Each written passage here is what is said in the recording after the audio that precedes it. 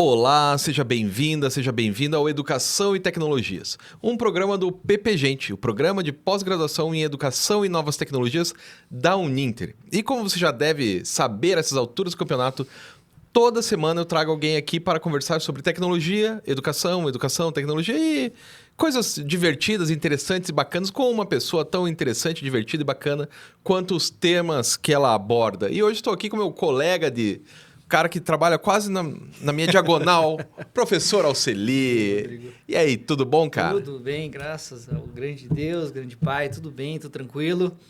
Trabalhando bastante, como você sabe, né? Opa! Muita parceria boa, mas terminando a Sucupira. Sucupira, né? Que está aí, já estamos concluindo essa tarefa, mas está tudo dentro do normal. Sim, dentro do normal, Dentro quer do dizer, normal. trabalhamos pra caramba. Bastante. É isso. Exatamente. E, assim, esse esquema da Sucupira, a Dani me ligou esses dias lá. Ah, pô, você não colocou as coisas do Auxílio? Eu falei, não, tá lá. Tá na planilha. Não tá. Daí era só um filtro. Eu falei, não, veja esse filtro. Não, veja esse. Comprovar a produção acadêmica. Isso, no último filtro. Que acho que ela tava vendo só os 4 escolhidos. Sim. E você tinha 18, 19, uma coisa assim. Né? Um pouquinho a mais só. É um pouquinho a mais. Quase não deu para perceber, né? Ela quase que não percebeu. De 4 para 19, assim. E a gente tem muita coisa. Mas, né, é demais, né? E além de orientação e escambau. Mas, a primeira pergunta que eu sempre faço para as pessoas quando elas vêm aqui. Tá. Porque é o seguinte, as pessoas acham que a gente nasceu pronto, né? Certo. Um dia eu acordei e já era doutor. E já estava no programa. Tá. E você também. Daí, de repente, não, o cara já é doutor em geografia, já é mestre em direito, mestre em geografia, o cara tem 2 mestrados, então nasceu pronto, né? Acho que deve ter sido assim, né? Foi um pouquinho diferente, mas... Então, você estava lá no ensino médio e o que acontece depois do ensino médio? Dá um salto, né?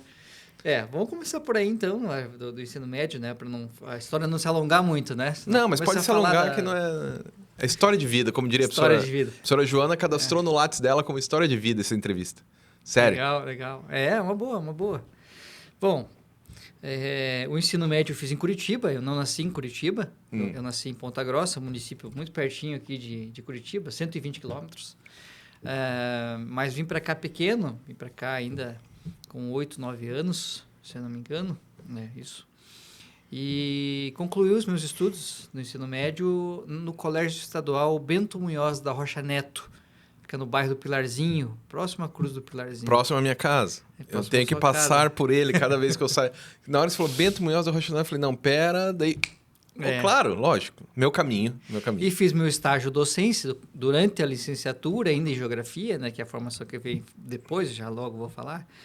Eu fiz também lá. Oh, que massa. Então, eu voltei para a escola onde fui aluno para fazer meu estágio docente. Então, foi muito interessante o colégio. Né? E tem que voltar lá, inclusive. Tem que voltar lá porque eu tenho ainda a retornar para aquela escola. Eu tenho que devolver mais ainda para aquela escola.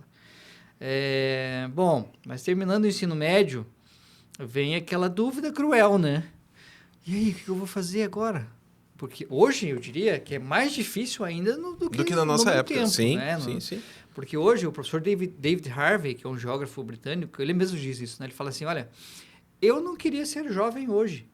Não queria ser jovem hoje porque, dada a enormidade de escolhas, de oferta de cursos, o aluno fica, né? O candidato ao vestibular... E é um moleque, né? Jovem demais. Muito jovem. Não tem a maturidade para...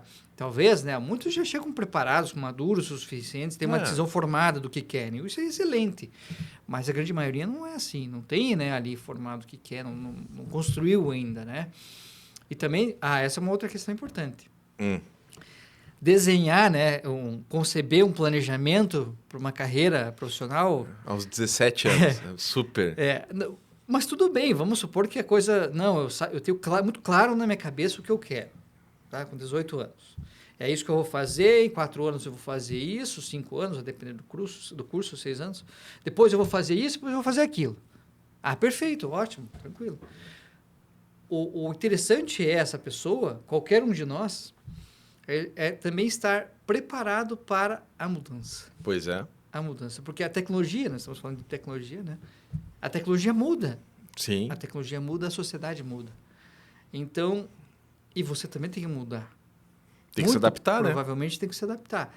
E se tiver que fazer uma ligeira mudança nessa trajetória que eu tracei, Eu não posso me abalar. Eu tenho que compreender que faz parte de um processo onde a mudança, o ajuste, a correção de trajetória, ela é necessária. Então, não é só a formação técnica, né? Aí vem a formação humanística, socioemocional, para pessoas ter o equilíbrio necessário para poder... Não, eu sei o que está acontecendo comigo agora. E até para antever um problema, né? Porque muitas vezes você não antevê o problema. Não. Teve um colega meu, um conhecido, né? Não vou dizer que seja um colega também, mas um conhecido, que ele desenhava muito, muito. E ele era desenhista dos jornais, fazia charge, né? Os jornais aqui na época que ainda tinham jornais, né? Tinha uns 10, 15 jornais, fazia para jornal de bairro, jornal de sindicato. Aí tinha os jornais grandes também que ele colaborava. Aí veio o computador com o scanner. Aí falou, não sei usar scanner. Não vou usar, não vou aprender. Aí ele pegava o original, pintado e tal, levava na redação de um dos jornais, do jornal maior, ele escaneava e daí ele distribuía. Beleza. E a hora que teve que fazer tudo digital? Não vou trabalhar com computador, não vou. Perdeu o emprego. Perdeu todos os empregos. Claro, daí os jornais também foram caindo, não sobrou nada. O cara depois foi trabalhar de outra coisa, uma coisa tipo chefe de cozinha, sabe? Uma coisa nada a ver. Então, e veja, de repente, como chefe de cozinha, você está mais realizado ainda, talvez, não sei, Pode ser. O que eu quero dizer é justamente isso. Às vezes a mudança, ela vem para o bem, né? Não é que, puxa, mas eu tracei um plano assim, mas a coisa não aconteceu bem como eu queria, mas sabe que eu estou bem hoje? Estou muito bem, eu acho que, né? Enfim, mas enfim, só fechando parênteses, né? Dessa coisa, essa questão. Terminei o ensino médio. Eu trabalhava numa livraria de Curitiba, não vou citar o nome, mas numa livraria de Curitiba que vende até hoje livros técnicos. A já matou a charada, né? Para quem mora em Curitiba. Sim. Né? É um foco muito voltado para o ensino superior, mas livros variados, gibis, eu sei que você gosta muito de gibi também. E ali criei o gosto. Eu gostava muito de estudar, né? O ensino médio o meu ensino médio eu fiz com uma turma já de pessoas maduras. Muito maduro. Não era EJA, né? Era um ensino médio regular, mas que tinha muito... Mas você fez à noite? À noite. Tá. É o que é comum, né? Isso tem pessoal mais maduro, que trabalha durante o dia e à noite vai para aula, né? Para a escola, para o colégio. E aí, essa turma influenciou muito a minha vida, porque eram pessoas muito maduras, já tinham suas profissões, outros estavam querendo melhorar de profissão, mas uma cabeça boa. Uma cabeça muito boa. De quem queria aprender e não de quem queria zoar no colégio. Exato. Né? Valorizava cada minuto na aula para aprender, levar alguma coisa para casa. Então, eu aprendi muito com aquele grupo de estudantes. E ali, tendo no trabalho o contato diário com os livros e uma turma... Então, eu diria que isso me ajudou muito a ser o que eu sou hoje. Sim. Como humano, né? Olhando essas experiências de vida e aprendendo com eles. E aí eu pensava, puxa, então eu gosto, sabe do quê? Eu acho que eu gosto muito de conversar, gosto muito de receber ideias, captar ideias, mas também difundir ideias, eu gosto de fazer essa troca. E aí na livraria a gente vai se identificando e fala, sabe o que? Eu quero ser professor. Sim. Eu quero ser professor. Agora, eu gosto de diferentes conteúdos. Mas você estava na livraria quando estava no ensino médio? Não, no ensino médio veio um pouquinho antes. Na livraria eu já tinha concluído já. Tá. Já tinha concluído. Tinha passado por outras experiências, mas inclusive freelance, né? Lógico, né? Eu ia na escola e montava lá a barraquinha. Meu primeiro, né, um dos primeiros empregos, eu pegava livro em consignação, numa outra livraria já. Mas já estava junto com os livros. Escolas, né? Terminava o dia lá, via quanto vendia de livros, chegava, devolvia o resto para a livraria. E ficava com troco, né? Exato, com a minha comissão, né? E aí, desta é que fui para outra. Mas, então, eu falei, puxa, eu quero ser professor, eu gostava muito de história. Gosto até hoje muito de história. Sei que eu sou historiador. Sei como é. Eu falava, eu gosto muito de história do Brasil, história geral. E gosto muito, mas só que tem um problema. Eu falei, eu quero fazer na Federal, né? Porque eu quero fazer na Federal, porque eu não tenho condições de pagar um curso. E só tinha, na época, só tinha na Federal e na PUC. Isso era 2000, quer ver? 2000. Não, 2000, já 2000. Não, 2000 daí já tinha na Tuiuti. Tá. Porque quando eu entrei em 93, porque eu sou mais velho, eu fiz em 93 vestibular, tinha federal ou na PUC, mas o da PUC era direcionada para fazer pessoas do seminário, para padres e irmãos maristas e tal. Então a ideia da história era meio que história da religião. Não era bem isso, mas era quase isso. Enveredando para teologia. Isso, uma coisa. Forma, porque daí tinha filosofia, história e teologia, era o mesmo núcleo comum, umas coisas assim. Ou seja, só tinha federal. Daí mas foi mais pela questão financeira mesmo. Eu falei, preciso passar na federal porque não tem condições de Sim, pagar. não tem como, né, e tal. E aí eu falei, puxa, mas história só na federal à tarde. Isso. Eu falei, não, aí não dá, né, gente? Poxa, eu só posso fazer o curso à tarde, não dá, eu preciso trabalhar, preciso comer. Então, o que tem mais nessa área que se aproxima da história que eu vou gostar? Pronto, não demorou muito, eu cheguei na geografia. Claro. Ou era geografia ou era as letras, né? Você sabe que até a década de, se não me engano, 40 na federal eram unidas, né? Era junto. Eram duas áreas, né? Ciências... filosofia, ciências e artes. Não, eu digo como... Filosofia, letras e artes. Enquanto curso era ciências sociais, não era...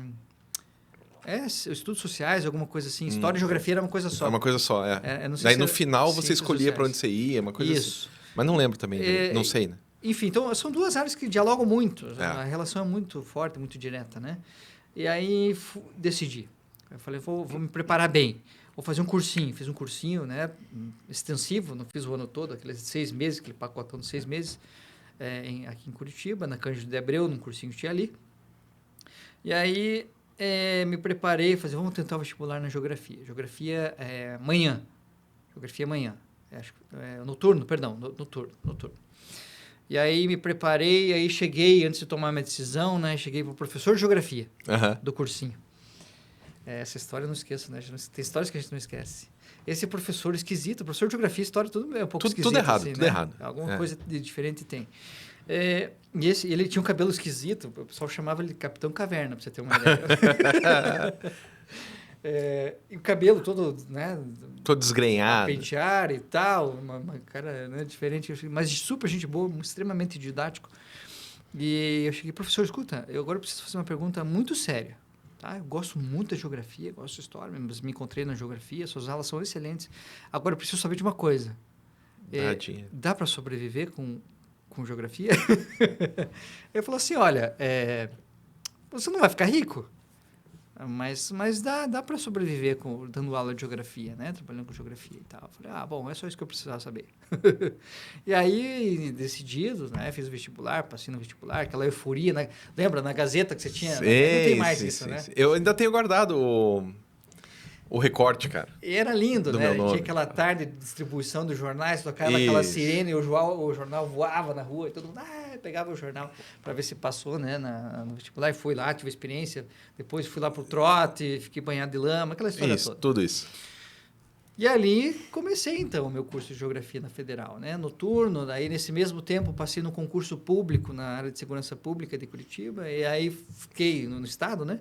Dividindo aulas de Geografia no noturno com o trabalho no serviço público.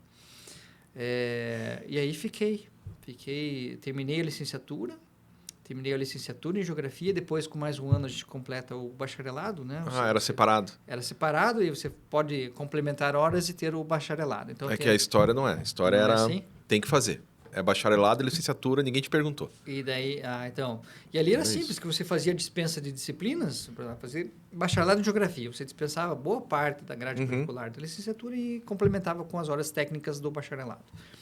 Então, eu obtive os dois. Mas nesse meio tempo, entre a licenciatura e o bacharelado, eu fui experimentar. Falei, puxa, agora o serviço público me segurava muito. Né? Eu tinha uma atividade na área totalmente diferente, né? Segurança pública com a docência, né, na área de geografia.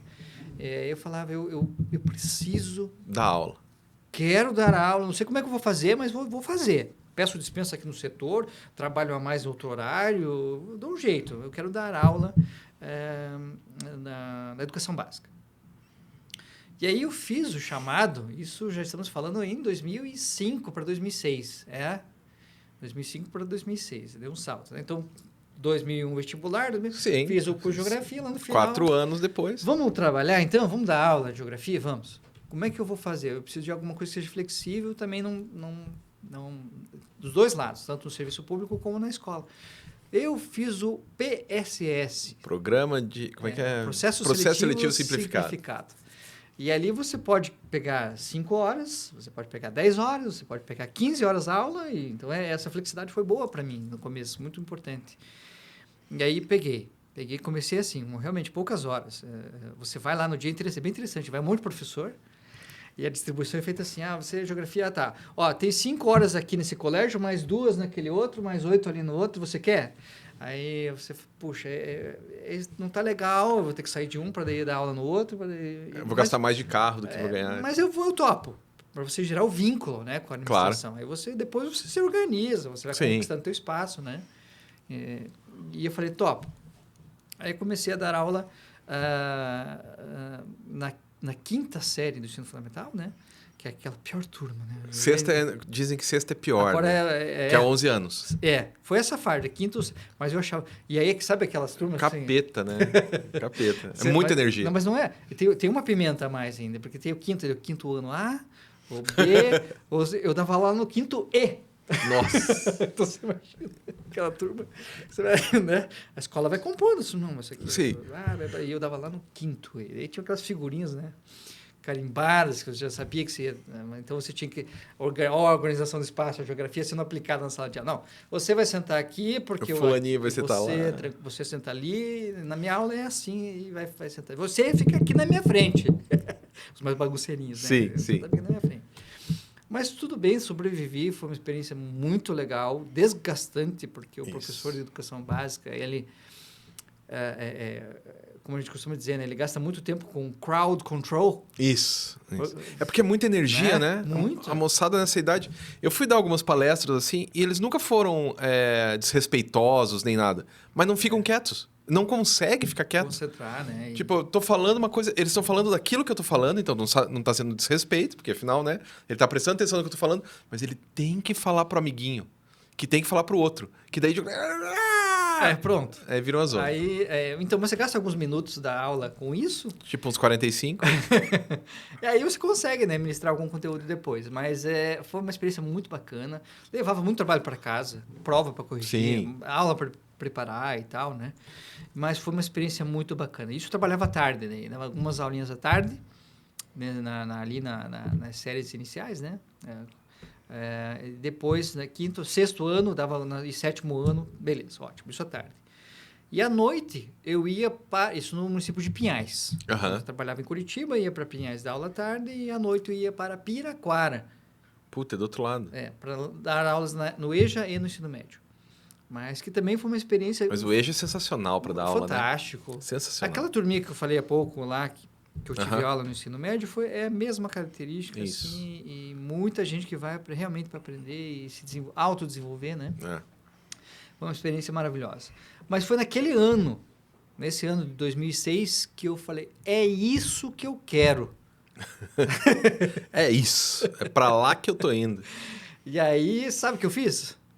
Pediu exoneração? Pedi exoneração no Estado, né? Já estava com 7 anos quase de carreira. E pedi exoneração no Estado, mas também abandonei tudo. Nem fui para dar aula também. Não fiz nenhuma coisa nem outra.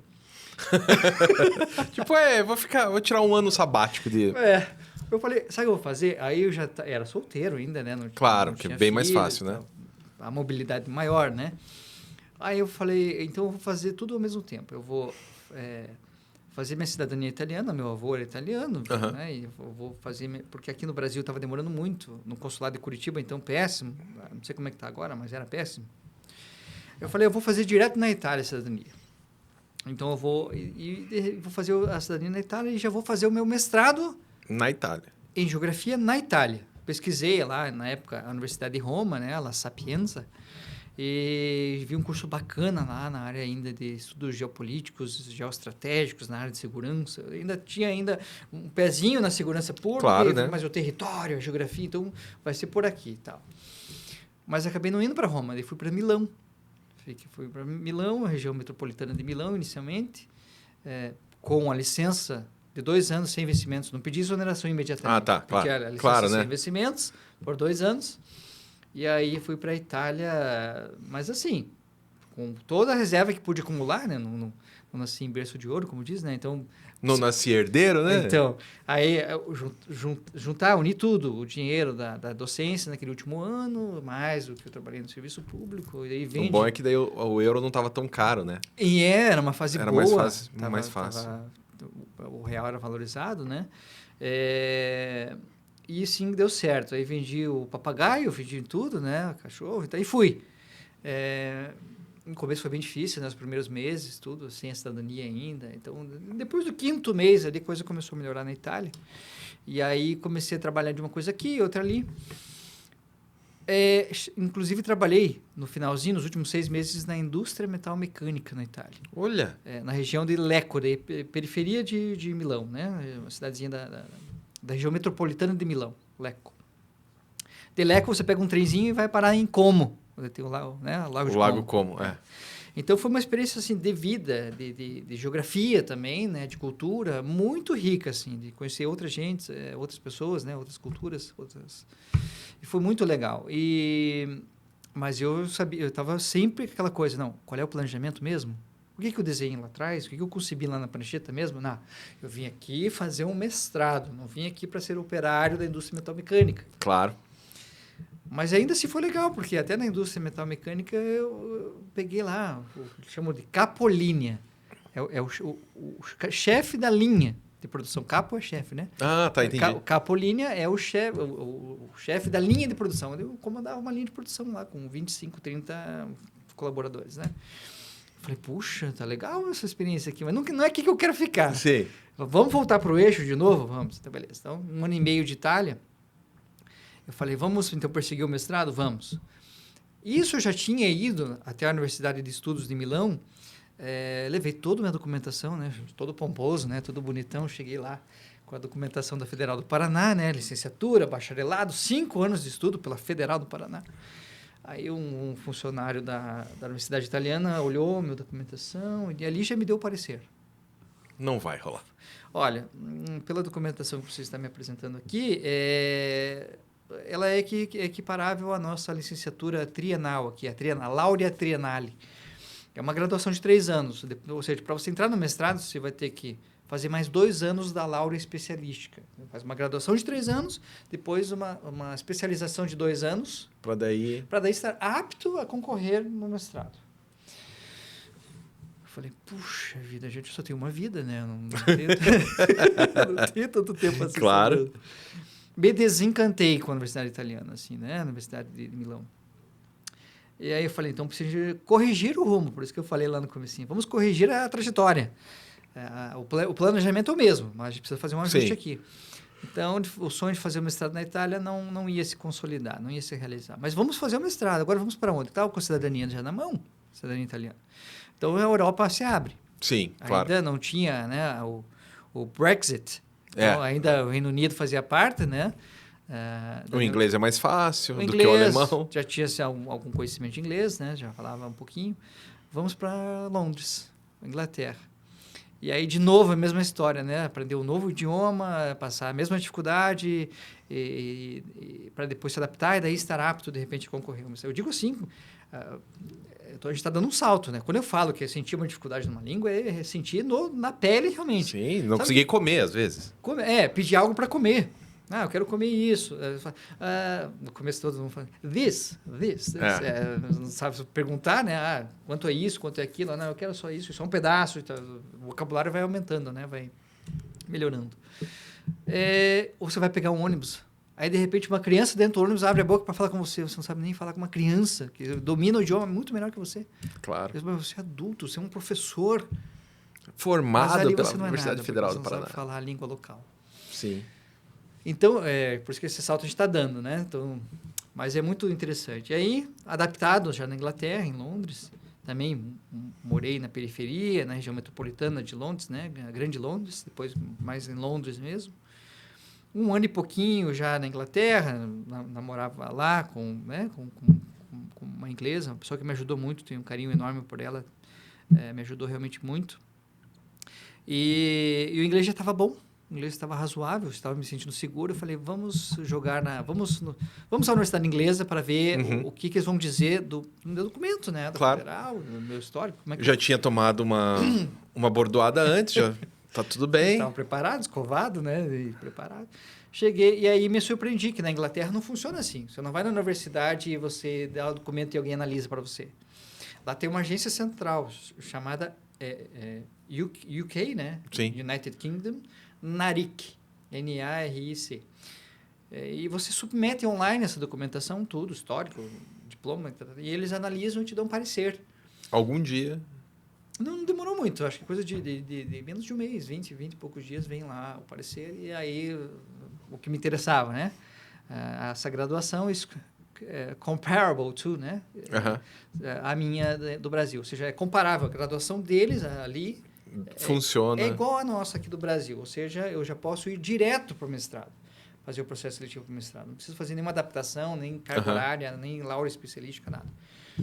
E eu olhava para trás e falava assim, né? Desculpa, posso falar que também sou italiano, né? Mas, claro. Vou dizer assim, mas eu falei, puxa, os italianos estão muito retrógrados. A universidade italiana estava muito retrógrada.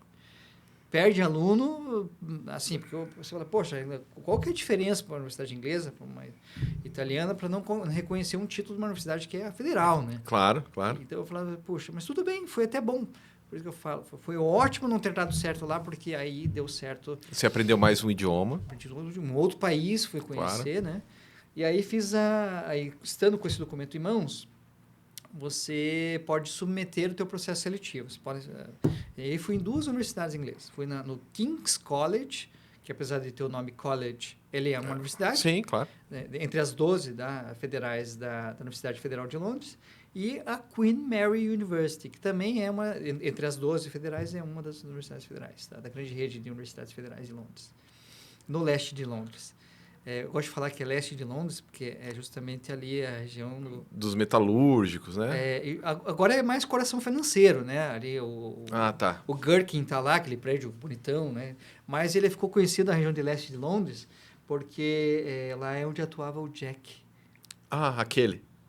O Jack Estripador. Sei. Então era uma região mais periférica, saindo já do coração financeiro, mas ali para leste, que é onde está a Queen Mary até hoje, né? Queen Mary está lá. E um campus lindíssimo, o rio passa ali no entorno, né? Já do lado da universidade, as embarcações passam, né? Para levar as pessoas no turismo. Então é um campus espetacular, maravilhoso o campus, na escola de geografia de lá também. E aí eu gostei da Queen Mary. Era pouquinha coisa só mais barato do que o King's College. Porque é isso? Lá paga, né? A universidade é pública, mas você paga. A universidade é pública, mas você paga. E foi fantástico. Foi um ano, full time, manhã e tarde. Eventualmente não tinha aula de manhã, ou eventualmente não tinha aula à tarde, mas era full time, manhã e tarde. E trabalhava quando possível. Trabalhava no restaurante, trabalhava também como professor. Claro. Lá, assistente, né? Professor, como é que a gente chama aqui? Substituto. Uhum. É o nosso PSS aqui, lá. Você podia pegar as 2 horinhas que estava de boas. E eu precisava dessa flexibilidade, né? Claro. Porque assim, faltou o professor na aula. É só 2 dias. Tudo bem, você quer vir trabalhar 2 dias aqui para substituir o professor? E o professor deixava o planejamento. Qual é a aula que deveria ser dada, ou apenas era só para trabalhar a correção da atividade que ele deixou proposta. Ele já tinha deixado. Então, você ia, ok, faz assim, faz assim. Então, era tranquilo para trabalhar também. Trabalhei como professor lá também, 1 ano também, 1 ano e pouquinho. E aí, fiz o meu mestrado na Inglaterra, na Queen Mary, período integral, 1 ano. Mestrado em? Em geografia, não saí da área, estudei na geografia. Porque às vezes a gente acaba saindo, indo para outro lugar, né? Perfeito, eu quero ver se eu não me perco muito tempo nessa história. Não, relaxe, vai dar tudo certo. Né, para não ficar só nisso.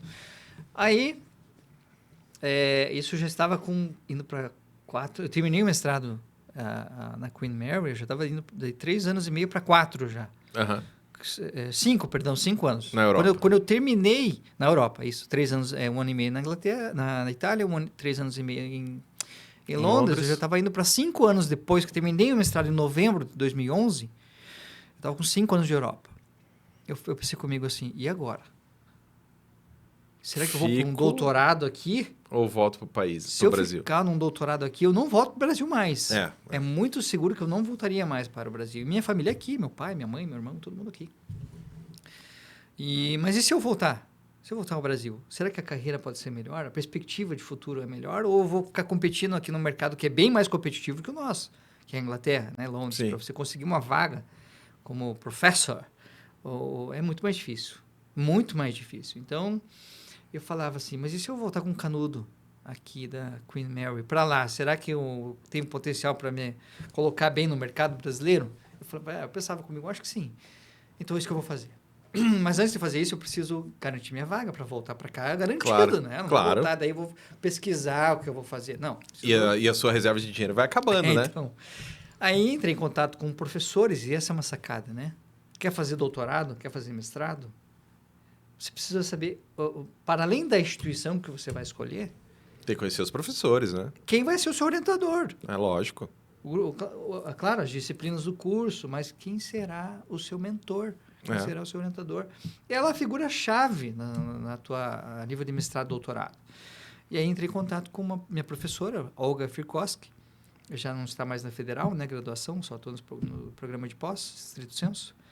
E aí, professora, é o seguinte, estou com um projeto assim, assado, desenvolvi ele no mestrado, eu gostaria de estender esse para o doutorado, mas analisando não mais os países do centro-leste europeu. Quero analisar aqui agora o Mercosul, nossos países aí, nosso, né? Mas o que era o teu tema lá no mestrado? Indústria automotiva. Eu analisava como que... qual que foi o estudo, né? No processo de integração dos países do centro-leste europeu, Hungria, Bulgária, República Tcheca, Polônia, Eslováquia, a integração desses países à União Europeia 15, os países mais desenvolvidos da Europa, no processo de integração regional da União Europeia, em que medida essa integração trouxe o desenvolvimento das indústrias locais no setor automotivo? Massa, bacana, hein? Como é que esses países se beneficiaram desse processo de integração regional? Sim ou não? E quanto? Isso, em que medida e quem ganhou mais, quem ganhou menos no setor, né? Porque como é setorial, então cada indústria também tem um passado. Claro, claro. Então, como é que esse passado pesa... O Lada, né? Como que o Lada pesou no... A estrutura pré-existente, né? Isso. Como é que a estrutura pré-existente também no território, de certa forma, influenciou o desenvolvimento para mais ou para menos daquela indústria. Então, essa foi a minha análise. Eu falei, quero fazer isso no Mercosul. Quero fazer isso aí. A professora tem interesse no meu projeto e tal? Não, gostei e tal. Tem que se candidatar, não dá para garantir nada, aquela história, claro, né? Sim. Participa aí do sempre processo assim. seletivo, né? Veja Máquina aí. boa, né? Eu falei, tudo bem, então vou participar, fiz inscrição, mandei currículo, tudo, né? O Lattes, né? E a produção não era tão significativa à época, a produção, né? Quando você sai do mestrado, né? É igual que a gente vai entrar no mestrado, mas não tem muita produção acadêmica. Eu, quando entrei no doutorado, não tinha nada. Eu tirei a maior nota do projeto, porque era projeto, entrevista e o Lattes. A maior nota de projeto, maior de todas, fiquei com 9,8 no meu projeto. A entrevista eu fiquei normal, 8,5, normal. E eu fiquei com a pior nota dos títulos. Porque a UTFPR, onde eu fiz meu mestrado, não cobrava. Não cobrava que a gente escrevesse, publicasse. E daí eu tinha, sei lá, 2 artigos em congresso. Aí quase que eu não entro. Quase não deu. Mas a minha situação não foi muito diferente. Quase que eu não entro. Eu também entrei ali, acho que, se não me engano, na penúltima vaga. Eu entrei na última. Então, mesmo tendo a maior nota do projeto. Entendi. Mas entrei. Sim, entramos, que vale. E aí foi muito legal. E aí fiz 4 anos, né, de doutorado. Então já ingressei em 2012. Saí ali em novembro da Inglaterra e entrei em fevereiro no programa aqui da Federal. 2012. 2016 eu defendi minha tese. Só que deu todo dando um salto, porque entre 2012 e 2016 eu entrei na Uninter. Sim. Em 2015. Imagine a cabeça, né, desses... Você entrou em 2015, eu também? 2015. Aí eu estava, né, primeiro ano não tinha bolsa pela Federal, as bolsas já tinham esgotado, porque eu fiquei lá quase em último, então claro. Quem vai chegando antes vai ganhando as bolsas, CAPES. E me recordo que fiquei ali esperando e fazendo, aí dei aula no Instituto Federal, tem lá aqueles contratos, né, de 6 meses, eu também dava aula no Instituto, dei aula no curso técnico de gestão pública lá, serviços públicos, dava aula de inglês para Você era equipes fluente, né? nas empresas, né, e tal. E aí Logo veio a bolsa. Aí já foi um alívio. Falei, agora posso estudar um pouquinho mais. Primeira vez que tinha ganhado uma bolsa, uma instituição pública, né? Foi no doutorado. Mas a bolsa era pouco, né? Você já tem esposa, né? Você está pensando em ter filho. Puxa, aí começa a apertar, né? Preciso ganhar mais. Porque daqui a pouco eu estou saindo doutor da Federal do Paraná e assim que concluir o doutorado eu vou me tornar um problema social. E eu não queria isso para mim, né? Vou me tornar número de uma estatística. E eu não queria, né? Falei, poxa, vamos tentar achar uma instituição boa para trabalhar. E nesse meio tempo eu já vinha produzindo para a instituição, para ter saberes, né? Uma rota aqui. Uma coisinha ali, corrige umas provas lá. Isso, um livro ali. Daí o meu primeiro livro saiu em 2015, né? Pela Inter Saberes, o Geografia Econômica e Política, né? Geografia Econômica e Geografia Política. Aí já tinha certo vínculo com algumas pessoas da Uninter, eu já conhecia meu trabalho, e aí abri uma vaga, abri o curso de Geografia na Uninter. Licenciatura, né? À distância. Não tínhamos na Uninter em 2015, aí, puxa, precisa de tutoria, né? Precisa de professor tutor no curso. Então, eu fui o primeiro professor contratado para o curso de Geografia, o primeiro tutor do curso. Antes disso, veio a professora Renata Garbós, que é hoje lá coordenando os cursos na área de geociências. Gente finíssima. Finíssima demais. Gente boa demais. Outra pessoa que também me ajudou muito, me acolheu na instituição, e foi uma experiência muito rica. Desde então, em 2015, no curso de Geografia, aí o horizonte, né, se amplia, porque você começa na Geografia, mas daqui a pouco está dando aula na Pedagogia, aí na História, e aí daqui a pouco vem a Escola na Filosofia, né? Aí na área de negócios, na Gestão Pública, e assim vai. Então, esse foi o salto, né? Em 2016 defendi, em 2015 já tinha ingressado na Uninter. Então, essa foi a minha trajetória até o doutorado em Geografia e inserção na Uninter. Sim. Tá? Aí na Uninter tem uma outra carreira, tem uma outra trajetória na Uninter que também está, né? Aí posso chegar, se for o caso dessa questão, de chegar no programa depois, em 2018, 2015 nas licenciaturas, até que em 2018 eu recebi o convite. Para ir para o programa. Não, isso foi depois, né? 2018 para assumir as coordenações de curso no Lato Sensu. É verdade, foi depois. Eu entrei em 2021 no programa. Porque foi na pandemia. Foi. Vocês entraram na pandemia. Assim. Isso. Eu me lembro que teve uma reunião que tava todo mundo de máscara, todo mundo ressabiado com o negócio de pandemia e tal. Todas as janelas abertas no frio e tal. Eu lembro uma coisa mais ou menos assim. Isso. Então, 2015 foi um marco importante, porque foi a minha inserção na instituição. 2018 fui convidado para assumir as coordenações lá no Lato Sensu, em duas áreas diferentes, na educação e na gestão pública. E desde então vinha desenvolvendo. Até 2021 recebi o convite lá do professor Nelson, nosso pró-reitor, para trabalhar no estrito sensu, mestrado e doutorado. E eu falava assim para ele, né? Quando ele falou assim, escuta, você vai ingressar no estrito sensu, tá? Vai dar aula, mestrado, doutorado, educação. Eu pensei assim comigo, né? Sabe quando desce, né? Assim, seco, você fala... meio quadrado, assim. Eu fico muito agradecido, muito honrado e espero dar conta. Não, você vai dar conta. Não, porque é uma responsa, né? Eu lembro quando eu entrei que também eita... Mas a gente tem tempo, né? A gente vai se adequando aos pouquinhos e tal, vai entendendo o que está acontecendo. No processo, né? Você um processo. Vai aprendendo no Mas é que é bem mais difícil do que entrar na graduação, né? Eu entrei na graduação, 2 semanas eu já tinha entendido tudo que tinha que fazer.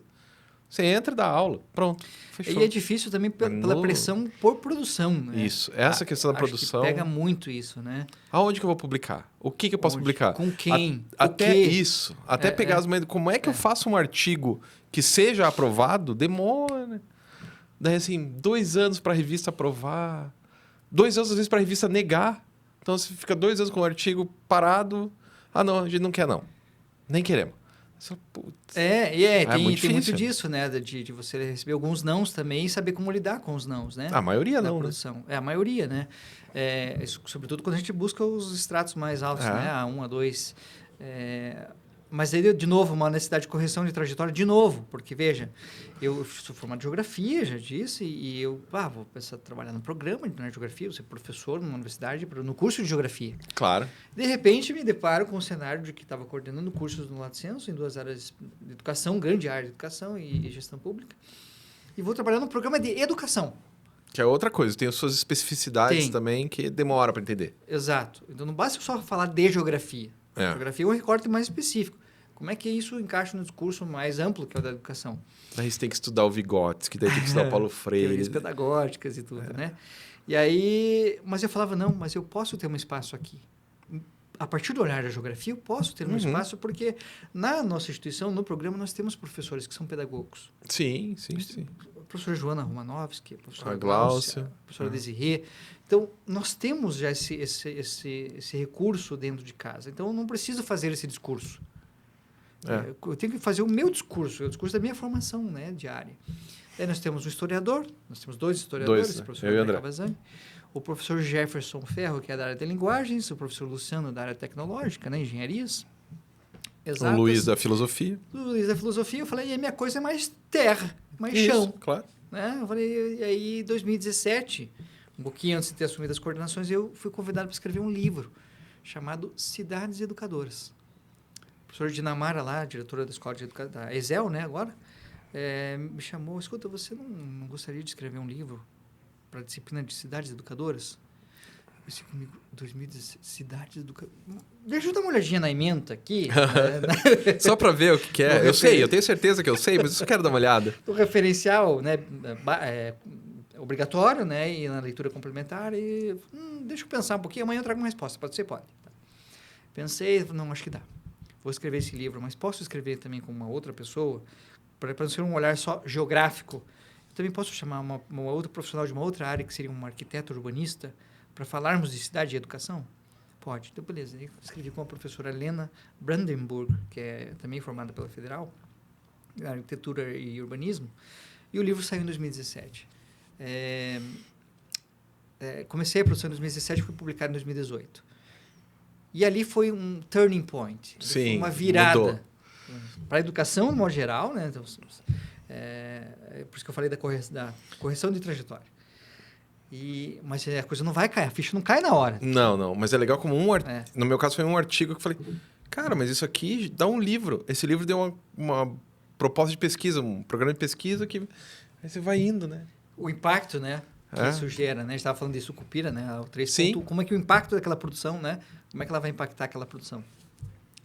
E eu sei que daquele livro, eu passei a receber convites para falar sobre cidades educadoras. Sim. Então, para dar uma aula na graduação sobre esse tema. Uma palestra para a prefeitura. Daí palestras lá no Distrito Centro, já era convidado lá. Sim. Pela professora Cideli, professor Marilene Castro, né? Tudo para eventualmente dar uma aula lá. Isso é bem a cara do Mário, né? Eu lembro do Mário te chamando. Isso, e assim a gente vai, né, penetrando, né, nos espaços, vai conquistando espaço. E a coisa começou a ficar séria realmente na questão das cidades educadoras. Quando eu me deparei por convites institucionais da Prefeitura de Curitiba, vários, né, outros em outras instituições, e eu falei, puxa, eu acho que eu estou me tornando o homem cidade educadora. Isso. E aí, desde então, eu vesti isso. Eu falei, não, é isso que eu vou trabalhar realmente no programa. Então, eu falo de cidades educadoras, mas para falar em cidades educadoras, eu falo de cidade. E falo de educação e da interseção entre os dois. Como é que a gente faz isso, né, acontecer? E aí, me encontrei no programa, trabalhando com isso até hoje. Cidades educadoras. E agora, tem muita procura, né? Muita procura. É uma disciplina, eu costumo dizer assim, ela não é a melhor do programa. Eu falo isso para meus alunos. Não, porque a melhor é da Joana, né? A gente não tem nem como competir, né? Eu falo assim, tem vários professores excelentes, disciplinas maravilhosas. A minha não é a melhor. Mas talvez ela seja mais multidimensional, multiescalar, ela fala do lugar, do global e do regional. E ela é super flexível, porque qualquer área do conhecimento pode falar de cidade e educação, né? De diferentes setores, a saúde, cidade, saúde e educação. Então, e desde então eu tenho trabalhado com isso. E depois vieram outros convites, e a coisa foi se escalando cada vez mais. A cátedra veio depois também, né? Depois a gente pode falar um pouquinho disso também. Mas, assim, grosso modo... Foi assim que você chegou. Picture, Muito ou seja, bom, cara. Não nasci pronto. Então. Isso é uma coisa muito importante, cara. Eu vejo pelos alunos, principalmente da graduação, né? Que eu dou aula para os calouros. E eu me lembro de uma vez, tinha um cara, o nome dele era o nome do ex-prefeito, cara. Era Rafael Richa. De 2 prefeitos. Rafael Greca com... Nossa, que combinação. Né? E esse cara era muito legal.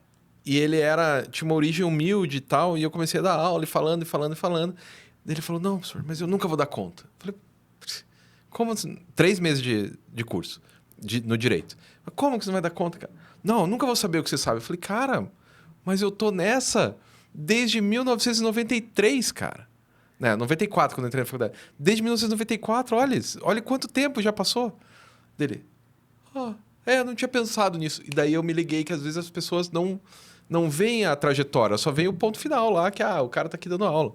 E isso é importante, né? Você esclarecer isso para as pessoas. Isso motiva, né? Claro. Você contar. É por isso que esse espaço é importante para nós, né? Também, para relembrarmos da trajetória, mas assim, para inspirar também outros, né? A conquistar, a buscar a formação continuada, né? Buscar a formação. E ver, você se ferrou ali na Itália, putz, bateu a cabeça ali e continua. Continua. Né? E aí que tá, né? Porque eu acho que acaba se tornando tão natural isso de você sair da zona de conforto que você está preparado para qualquer mudança. É lógico. A Uninter é uma empresa que trabalha com tecnologia, né? Claro, nós prestamos serviços educacionais, mas é uma empresa de tecnologia. Uhum. E uma empresa de tecnologia você tem que estar preparado para mudanças de maneira constante. Então, é essa a realidade. E daí, o que é essa cátedra? Tá, a cátedra foi uma iniciativa... Não, tem que falar o nome dela inteira antes. Sim. Cátedra da... É uma cátedra da Unesco, né? Chamada Cidades que Educam e Transformam. Então, tinha tudo a ver com cidade educadora, né? A gente não adota tanto esse discurso mais de cidade educadora, porque a cidade educadora, quando ela passou a ser bastante conhecida no Brasil, sobretudo, na Espanha, o berço é a Espanha, né? Barcelona. Uhum. Década de 90, ali com o primeiro Congresso Internacional de Cidades Educadoras. Mas é um congresso e um rótulo que surge, Cidades Educadoras, muito vinculado à Associação Internacional de Cidades Educadoras, a AICE, que também surgiu ali com o primeiro congresso, depois veio a primeira carta, 94, a primeira carta de Cidades Educadoras. E aí, essa associação, ela centralizava muito o discurso de cidades educadoras, como se todas as cidades que fossem educadoras deveriam ser signatárias da Carta de Cidades e, portanto, da Associação Internacional. E não é bem por aí, porque hoje você pode ter iniciativas em cidades locais, cidades pequenas, cidades médias, cidades grandes, que são cidades educadoras pelos seus projetos, pelas suas ações, pelo impacto que tem gerado na sociedade, mas que não são os signatários da AICE. Então, peraí, o rótulo cidade educadora ficou muito preso a essa ideia de que havia um vínculo com a AICE. E com a cátedra, a roupagem, o discurso é outro. Fala, olha, qualquer um. A cátedra assume os discursos, assume as práticas, assume o compromisso que está lá contido na Carta de Cidades Educadoras, mas não é uma organização que é voltada para... Você não precisa ser signatário da AICE para se tornar uma cidade que educa e transforma. O vínculo é mais institucional pela via das instituições de ensino, ou dos institutos de pesquisa, Fundação Anísio Teixeira, Universidade Mackenzie, Universidade Federal do Rio Grande do Sul, tem universidades em Guiné-Bissau. Então, ela surgiu primeiro com 12 instituições de ensino, sobretudo. Boa parte delas no Rio Grande do Sul estão concentradas lá. Mas aqui no Paraná, nós somos únicos, a única instituição paranaense na cátedra. E a ideia era deslocar um pouco essa discussão, não falar de cidades educadoras. Cidades, para não tirar um pouco o rótulo. Cidades, né? que educam. Cidades, né? Que educam e transformam. Pessoas transformam as próprias cidades. Que a ideia é essa, é por meio da educação você transformar a educação, mas transformar também a cultura do planejamento e da gestão de cidades. Então tem uma pegada com o urbanismo, tem uma pegada com a gestão pública.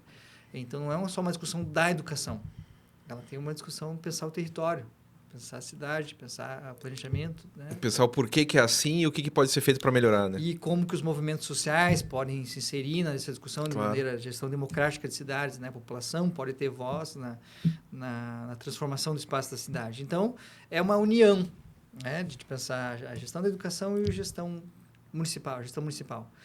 Então, ali me encontrei muito. A cátedra surgiu, então, ela já está no 3º ano já. Ela foi concebida ali em 2023, que foi formalizada em Lisboa, Portugal, né? A constituição dela, nós fazemos parte, a Uninter faz parte dessa cátedra. Na originalidade dela, já na origem. Isso é bem importante, né? Instituição fundadora da cátedra. Isso é importante. 12 instituições fundadoras, a Uninter era uma delas. Nós temos lá, né, até hoje, lá o agreement, né, o acordo que fizemos, está lá na reitoria. Lá. Então, já estamos no 3º, 23, 24... começou efetivamente, né? 23, 24, 25. 3º ano de cátedra. E logo ali no ano 2024, foram compostos os GTs da cátedra, 5 GTs. Que é grupo de trabalho. Grupo de trabalho, isso. Porque a gente está falando entre nós e às vezes... Grupos de trabalho. Os GTs 5 GTs, alguns mais voltados para a área ambiental, outros sobre a relação educação e cidade, outros educação e infância. Então, tem né, diferentes eixos de pesquisa. E aí tinha lá o GT1, Direito à Cidade. Que legal. Lembrando lá do Lefebvre, né? Aquele título, né? Fantástico. E aí, Direito e Cidade, eu já tinha uma pegada no direito, né? Você sabe, tem formação em direito. Sim. Isso veio depois, de 2018, inclusive. A graduação, o bacharelado em direito, depois o mestrado em direito, que foi mais recente. Mas então eu já tinha um pé também forte no direito, mas sempre pela vez do território, da cidade, claro. Sempre não saía daquilo. Tanto que no direito, você sabe, né? Eu atuo como advogado também e trabalho em direito imobiliário e direito da cidade. Sim. Então eu falei, puxa, vamos unir aqui tudo, vamos reunir tudo isso aqui. Porque é uma trajetória de vida, né? De vida, mas não perdendo o eixo. Eu falei, não, a tua formação inicial nunca sai de você. Não sai. Então, você pode até tentar, mas ela não sai. Eu fui fazer bacharelado em Direito, depois o mestrado em Direito, mas a tua essência está ali, né? Os conflitos sobre o território, né? Isso permaneceu, mesmo na advocacia. E aí, estava lá o GT1, bem no comecinho do GT, e aí tinha que ter as coordenações de GTs. Quem vai coordenar os trabalhos nos GTs? E aí, de novo, né? Eu sou muito grato ao professor Nelson por olhar, às vezes, coisas que a gente não enxerga, né? Sim. Me deu a oportunidade de ingressar no programa e depois ele falou, escuta, ele também é delegado na cátedra, né, o professor Nelson? São dois por instituições. Sim, você e ele. Eu e ele pela Uninter. E aí, participando no âmbito das reuniões gerais, antes de serem compostos os GTs, ele falou, escuta, fala lá que você quer ser o coordenador do GT1. Direito à cidade. Eu falei, não quero. Não, mas é importante. Será? Aí você começa a se coçar. Será mesmo? Bom, de repente... eu vou colocar meu nome aí. Mas era tipo uma eleição? Assim, os GTs existiam porque foi decidido em assembleias anteriores da cátedra. Agora precisa dar nome, né, às pessoas que irão compor os GTs e o coordenador do GT. E aí, até que surge aquela pergunta, né? Essas perguntas são ótimas em reuniões que tem grandes grupos, né? Assim, quem gostaria de ser voluntário para ser... coordenador do grupo de trabalho. Você fala, putz. Pepino, que você não vai ganhar nada mais. Isso, Vai ter que cobrar dos demais.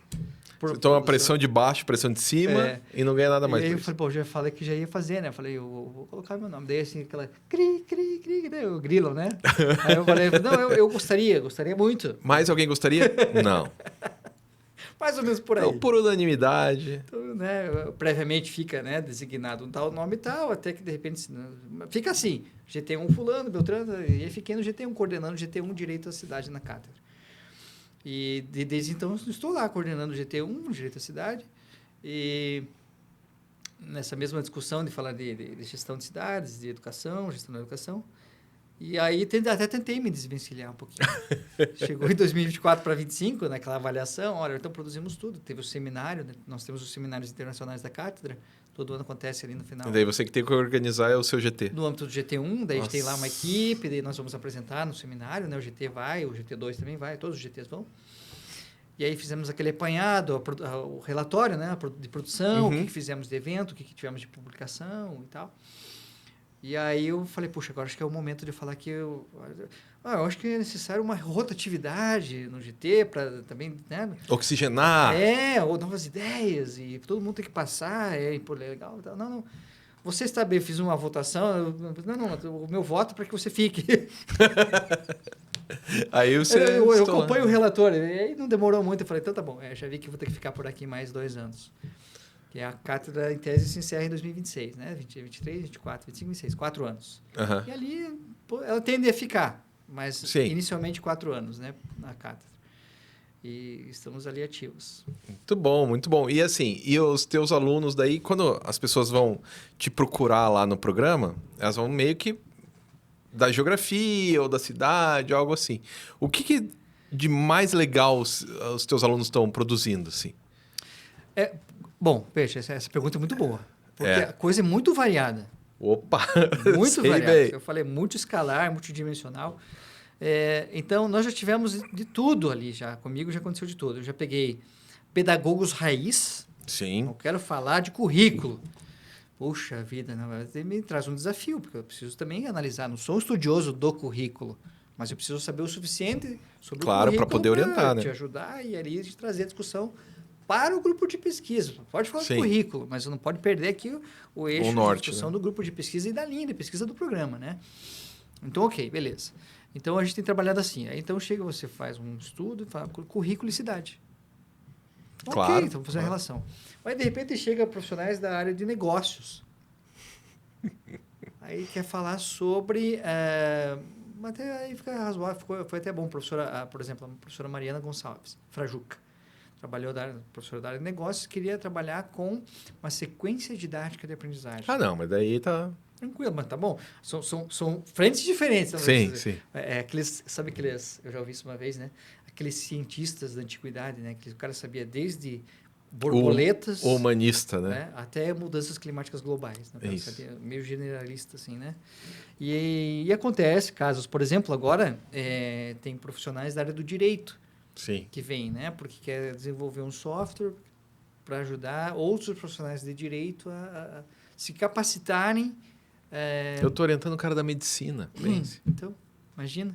E daí tem figuras, como, por exemplo, a professora Andressa Munhoz, a Slompo, né?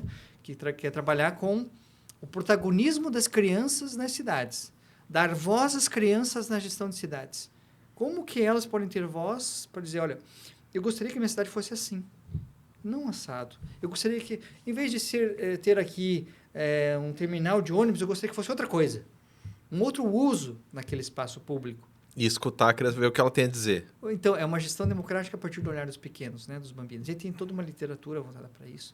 E é ela, enquanto arquiteta urbanista, olhando para as crianças, né? Por outro lado, a gente tem daí profissionais do direito, como o professor Silvano, que é doutor em direito, veio fazer mestrado com a gente em E agora tá no doutorado, não? E agora está no doutorado. Ah, tá. Deu continuidade Tá, também. Deu continuidade, né? E ele falou sobre uma oficina de educação fiscal, direito tributário. Direito tributário para crianças. Isso. Então, você vê como que a gente tem que ser flexível também para... Puxa, eu já entendi o que você quer. Agora, eu também tenho que me preparar aqui para dizer como que eu vou... Ah, não, ok. Vamos fazer esse link aqui. Oficina de educação fiscal. Ensinar tributos para crianças. Coisas extremamente complexas. Que adultos penam pra caramba. Então, é isso. Como é que você vai fazer isso? Eu já levo uma atividade prática, uma oficina desenvolvida em 4 dias diferentes na escola, em parceria com a escola. E é onde a gente parte do básico. Vocês não vão no supermercado comprar coisas? Doces, balas, leite, arroz, feijão? Quanto disso é imposto? Exato. Leva lá o leaflet, o cartaz do supermercado, vocês vão ter R$50 cada um para gastar. Dinheiro fake, né? Claro. Mas você vai ter isso do seu dinheiro. A oficina era isso, você tinha vários produtos distribuídos na mesa, todos em papéis, banana, o preço de cada uma, o valor de cada uma e o dinheiro que cada aluno tinha. E tinha os caixas, tinham alunos que faziam o papel dos caixas, outros eram vendedores do supermercado, aí tinha o auditor fiscal, tinha o prefeito, tinha o governador, né? Então você monta uma cidade ali, fictícia, e eles são protagonistas do que está acontecendo. Então daí você tem os consumidores que vão no mercado comprar. E aí no final... aí é um pouco de aula de matemática, vai fazer os porcentagem, cálculos, somatória, né, porcentagem, e você tem uma aula vamos pensar assim, civismo, educação cívica, claro, né? Claro. Educação jurídica também, porque a gente vai falar de gestão democrática, de como que eles, enquanto consumidores, cidadãos que pagam impostos, como que isso volta para a sociedade. E quem decide que volta? Quanto vai para o município? E para onde que vai? O que o município faz essa grana? Quanto vai para o estado? Por isso, então, tinha um prefeito. Aí o prefeito tinha que se manifestar. Nós vamos fazer... As crianças falando, né? Nós vamos fazer isso. O governador, não, ok.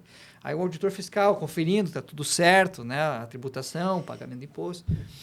E aí a população, que também na audiência pública vai dizer o que gostaria que fizesse. Então, um cenário de imersão na cidade, numa escola. Então, assim, quando você me pergunta o que motiva tudo isso... Claro. Tudo isso eu acho muito interessante porque traz um impacto,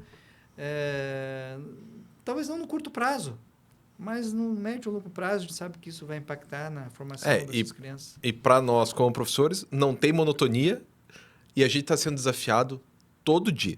Todo dia tem um texto novo para ler que você fala, isso aqui eu não entendo, tem que pesquisar e tal. Isso é bem legal, eu acho, pelo menos bem legal. Então, assim, o que eu diria, né? Eu sou muito grato à instituição. Eu me sinto um profissional realizado na educação, muito feliz mesmo na educação. É um trabalho que eu faço com muito orgulho, eu faço Sim. com muito, assim, muito amor e me sinto feliz de estar todo dia trabalhando bastante. Muito Que a gente mesmo. trabalha bastante. É muito feliz, né? Muito É. feliz de trabalhar no que eu trabalho. Muito bom, muito bom. Eu sinto lhe informar, mas nosso tempo acabou. Mas eu queria falar mais. Pois é. Tem que vir outro dia, então. Mas você quer deixar algum contato, alguma coisa assim, caso as pessoas queiram te procurar, algo assim, a câmera é aquela ali, ó. Perfeito. Ó, o pessoal vai me achar no Instagram, né? Prof. Alceli Ribeiro, vai me achar lá no Instagram. No e-mail, vou deixar meu e-mail, alceli.ribeiro@gmail.com. E aí você vai me encontrar nas redes sociais facilmente. Estou à disposição no programa, lá na Uninter de Educação, também no Lato Senso, caso você também seja aluno nosso lá do Lato Senso. Enfim, à disposição para todos, toda a comunidade Uninter e também extra Uninter, né? Claro. Mundo afora. Muito bom, cara. Obrigado, valeu mesmo. Eu que agradeço pelo convite. E você aí do outro lado já sabe que semana que vem estaremos com outra pessoa bem legal, divertida, bacana, para falar sobre educação e tecnologias. Até mais!